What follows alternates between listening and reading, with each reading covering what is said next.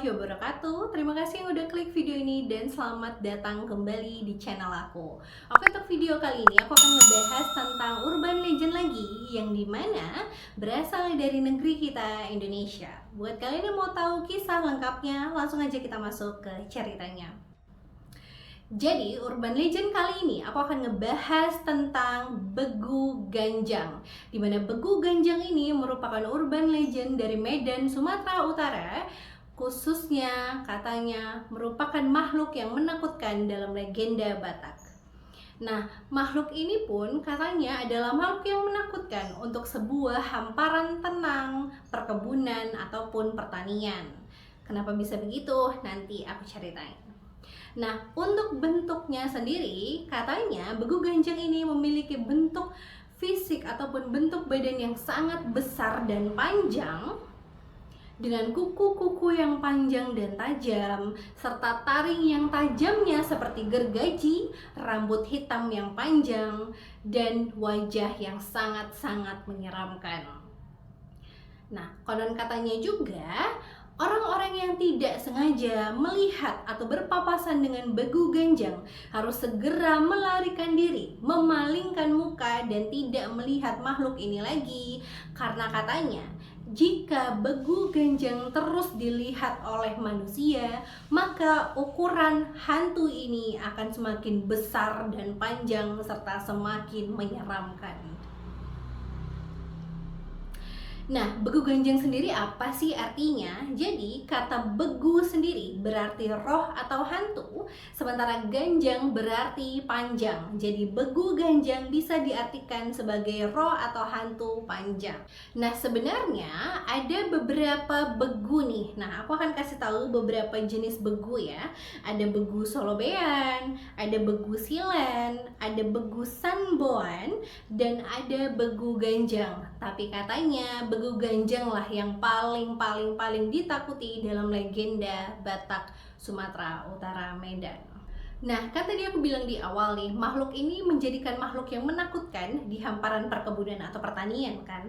Nah, kenapa? Karena ternyata Begu Ganjang ini dipelihara oleh seseorang untuk menjaga perkebunan atau pertanian mereka dari orang-orang yang berniat jahat. Entah niatnya mau mencuri atau menghancurkan lahan itu dan lain-lainnya. Tapi awalnya memang untuk menjaga perkebunan dan pertanian. Tapi lama-kelamaan banyak sekali pemilik Begu Ganjang ini yang menyalahgunakan peliharaannya ini. Banyak dari mereka yang katanya menggunakan Begu Ganjang sebagai alat untuk menyakiti orang lain, membalaskan dendam, atau membalaskan sakit hati dari pemilik ini terhadap orang yang ditujunya. Seperti mengirim santet, teluh, guna-guna, bahkan membunuh. Dan ada juga yang bilang bahwa Begu Ganjang tidak hanya digunakan untuk menjaga pertanian perkebunan, menyakiti orang lain, tapi juga digunakan sebagai alat atau media pesugihan. Tentunya dengan semua itu tidak gratis toh. Jika kita bekerja sama dengan makhluk dari dunia lain atau makhluk astral, tentu tidak ada yang gratis, harus ada timbal balik yang mereka terima.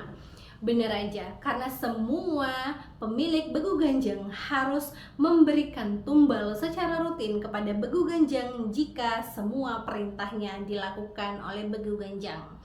Jika si pemelihara Begu Ganjang ini tidak menuruti permintaan atau tidak memberikan tumbal kepada sang makhluk, maka dia akan menerima bencana yang sangat mengerikan. Bahkan tidak untuk dirinya sendiri, tapi seluruh keluarganya akan menerima dampak negatif dari kerjasamanya dengan Begu Ganjang. Nih, orang-orang yang mendapatkan serangan dari Begu Ganjang ini memiliki ciri khusus atau sesuatu yang pasti orang langsung tahu nih di sana. Oh, ini serangan Begu Ganjang. Dimana setiap orang-orang yang mendapat serangan ataupun dibunbun sama Begu Ganjang, maka di lehernya akan terdapat tanda biru yang sangat besar dan itu sangat janggal. Tapi orang-orang di sana akan tahu bahwa itu adalah perbuatan Begu Ganjang. Nah, sekarang aku akan menceritakan nih beberapa kasus atau kisah yang berhubungan dengan begu ganjang. Konon katanya ada nih waktu itu seorang remaja yang mencuri jeruk dari perkebunan orang lain, dan perkebunan itu ternyata dijaga oleh si begu ganjang. Nah, ketika remaja ini memakan jeruk dari hasil curiannya, maka sang begu ganjang pun langsung tahu bahwa orang itu adalah target selanjutnya. Nah, ketika remaja ini sudah pasti ya dijadikan targetnya begu ganjang, akan disakiti oleh begu ganjang, dia pun memohon ampun dan meminta maaf pada begu ganjang, tapi begu ganjang tidak memaafkannya. Nah, tidak tinggal diam, orang tua dari remaja ini melakukan berbagai macam ritual untuk membatalkan serangan ataupun teror mengerikan yang menyerang anaknya dari makhluk menyeramkan ini kan. Tapi semuanya sia-sia karena remaja ini tetap menghembuskan nafas terakhirnya alias meninggal dunia dengan alasan yang tidak masuk akal ataupun penyakit yang sangat-sangat di luar nalar gitu loh. Kayak keadaannya baik-baik saja, terus dia dapat penyakit yang mengerikan dan kemudian meninggal. Dan orang-orang di sana, bahkan orang tuanya pun tahu bahwa itu adalah hukuman yang harus diterima anaknya dari begu ganjang karena sudah mencuri perkebunan yang makhluk ini jaga. Terus untuk cerita selanjutnya, lebih tepatnya bukan cerita orang-orang yang diserang begu ganjang, tapi cerita dari orang-orang yang mendapat amukan massa karena diduga memelihara si makhluk menyeramkan ini.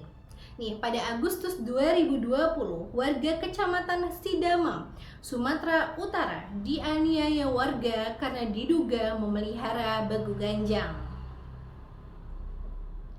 Dan pada tanggal 31 Juli 2020, laki-laki berinisial MS dijemput paksa oleh warga sekitar di rumahnya, dianiaya hingga terkapar dan dirawat di rumah sakit dengan alasan yang sama, yaitu warga percaya bahwa MS dan istrinya mempunyai peliharaan yaitu begu ganjang.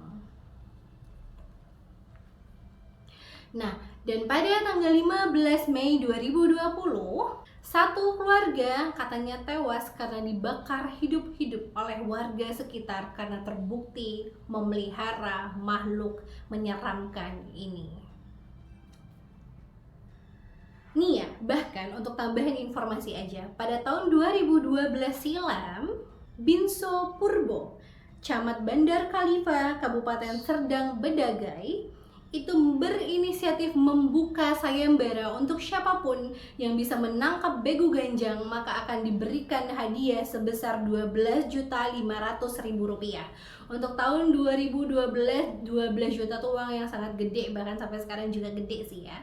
Tuh sampai segitunya loh masyarakat Sumatera Utara saat itu takut banget sama si begu ganjang ini. Tapi aku nggak tahu deh apakah di tahun 2024 ini orang-orang di sana masih sangat familiar dengan begu ganjang dan ataupun mereka masih sangat mempercayai urban legend satu ini. Untuk kalian orang-orang Sumatera Utara, Medan, boleh komen-komen di bawah gimana sih tentang urban legend satu ini, dan apa benar tentang kasus-kasus yang pernah terjadi, dan cerita-cerita di baliknya boleh tambah-tambah di bawah ya. Oke, sekian dulu videonya. Terima kasih yang udah nonton sampai habis. Jangan lupa like videonya kalau kalian suka. Komen-komen di bawah untuk ide-ide video lainnya atau saran-saran dan masukan buat aku juga boleh. Bye-bye. Assalamualaikum.